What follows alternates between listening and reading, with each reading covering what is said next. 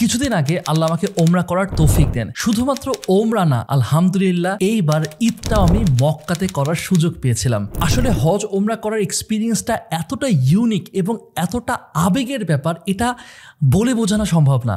যারা গিয়েছেন শুধু তারাই জানেন এই অনুভূতিটা কতটা গভীর। জাস্ট ইম্যাজিন করেন, প্রথমবার যখন আপনি আল্লাহর ঘর আপনার চোখের সামনে দেখবেন, সালাত আদায় করবেন কাবা শরীফের সামনে, প্রথমবার যখন মসজিদে নববীতে নামাজ পড়বেন, জমজমের পানি পান করবেন, নবীজির রওজা মুবারক জিয়ারত করবেন, এই এক্সপিরিয়েন্সগুলো আসলে বলে বোঝানো সম্ভব না ভাই। আমার এই পুরো এক্সপিরিয়েন্সই শুধু একটা মাত্র রিগ্রেট, সেটা হচ্ছে যে আমি বেশি বেশি করে কেন বিস্তারিত স্টাডি করে গেলাম না। আপনারা যারা সামনে হজ করতে যাবেন, সেটা হোক ওমরা বা ফরজ হজ, আমি আপনাদেরকে হাইলি রেকমেন্ড করবো যে আপনারা এই বইটা অবশ্যই পড়ে যাবেন। দুঃখের বিষয় হলো এই বইটা পাবলিশই হয়েছে আমার ওমরা যাওয়ার পরে। দেশে যখন আসছি তারপর আমি এই বইটা হাতে পেয়েছি। এখানে আপনাকে একদম ধরে ধরে ইতিহাস শেখানো হবে। সেই ইব্রাহিম আলাইহিস সালামের আগ থেকে যে হজ শুরু হয়েছে, কেমন ছিল তখন, কাবা ঘরের চেহারাও তো একদম অন্যরকম ছিল। কাবা ঘর অনেকবার সংস্কার করা হয়েছে, বর্ধিত করা হয়েছে, আবার ছোট করা হয়েছে, আবার বড় করা হয়েছে।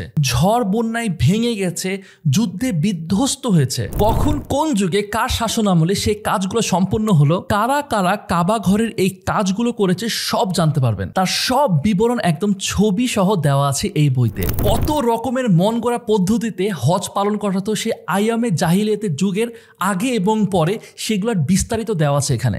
মিনা, আরাফা, মুজদালিফা, হাজরে আসওয়াদ, জমজম কূপ, এই জায়গাগুলো আর তাদের গুরুত্ব আমরা সবাই জানি। কিন্তু এছাড়াও অজস্র জায়গা আছে যেখানে ইতিহাসের হাজারো হাজারো নবী রাসূল পা রেখেছেন। যেমন ধরেন একটা এক্সাম্পল দিই, সেটা হচ্ছে বদরের যুদ্ধ। এই ঘটনাটা আমাদের জন্য খুবই ইন্সপায়ারিং।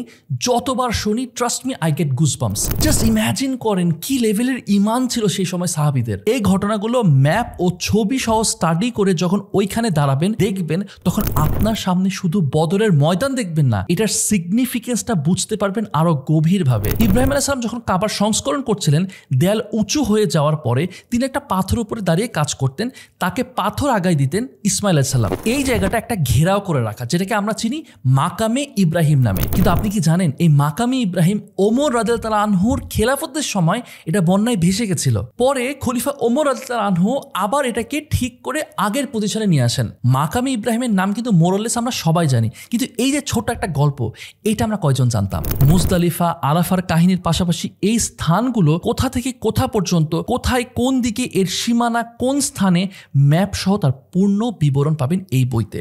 একদম হার্ড কভারে কালার প্রিন্টের বইটার মধ্যে দুইটা ভাগে মক্কা আর মদিনার কাহিনী তুলে ধরা হয়েছে। তবে এই বইটার সেকেন্ড পার্টটা আরো বেশি ইন্টারেস্টিং। আমরা ছোটবেলায় পাঠ্য বইতে হযরত মুহাম্মদ সাল্লাল্লাহু আলাইহি ওয়াসাল্লামের হিজরতের ব্যাপারে কিন্তু আমরা সবাই কম বেশি পড়াশোনা করেছি। তবে এই বইটাতে এই কাহিনী ছবি সহ ম্যাপ দিয়ে স্টেপ বাই স্টেপ এত সুন্দর করে উপস্থাপন করা হয়েছে যে আপনি পড়ার সময় যেন টাইম মেশিনে করে সে 1400 বছর আগের সময় হারাই যাবেন। আপনাদের পরিচিত প্রিয়জন কেউ যদি হজে যায়, তবে এই বইটা ওনাদেরকে গিফট হিসেবে দিতে পারেন। আশা করি অন্য যে কোনো গিফটের থেকে এই গিফটটা তারা বেশি মনে রাখবেন ইনশাল্লাহ। বাই দ্য ওয়ে, এতক্ষণ পর্যন্ত শুনে মনে হতে পারে যে এই বইতে শুধুমাত্র মনে হয় ইতিহাস নিয়ে লেখা আছে আর কিছুই নাই। ব্যাপারটা কিন্তু এমন না। হজের নিয়ম, কিভাবে এহরাম বাঁধতে হবে, সুন্নতগুলো কি কি, কোন মাযহাব কি বলছে, তা নিয়ে ডিটেইলড একদম অ্যানালাইসিস পাবেন বইটার দ্বিতীয় অধ্যায়ে। হজের শুরু থেকে শেষ পর্যন্ত প্রত্যেকটা কাজের সিকোয়েন্সিয়ালি ডিটেইলড এক্সপ্লেনেশন দেওয়া আছে। যে কারণে যে কেউ যদি হজ করার নিয়ত করে থাকেন, তাহলে এই বইটা পড়ে অনেক বেশি উপকৃত হবেন বলে আমি মনে করি। প্লাস আপনারা যারা এবার হজে যেতে পারছেন না, আপনারাও চাইলে এই বইটা পড়ে এমন অনেক কিছু জানতে পারবেন যেটা হয়তো বা আপনার আগে জানতেন না। শুধু তাই না, এই নলেজটা যদি আপনার থাকে, ইনশাল্লাহ একদিন যখন আপনি হজ করতে যাবেন, আপনার হজ যাত্রাটাকে একটা ভিন্ন মাত্রা এনে দিবে। আমাদের সবার লাইফে একবার হলেও যেন আল্লাহর ঘর তাওয়াফ করার সুযোগ অর্জন করতে পারি। আল্লাহ সেই তৌফিক দান করুন।